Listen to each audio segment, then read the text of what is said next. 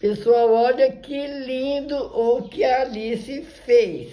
Ela veio para aprender a fazer crochê aqui na loja Alencar e ela queria fazer uma tartaruguinha e ela terminou. Dá uma olhada na tartaruguinha dela.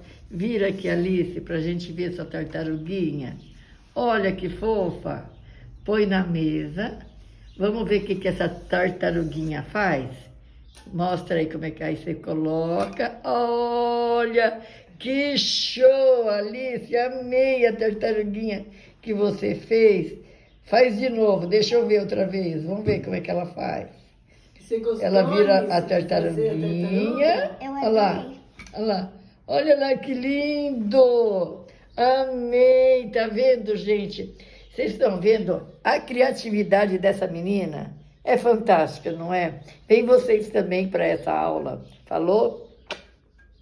Beijo.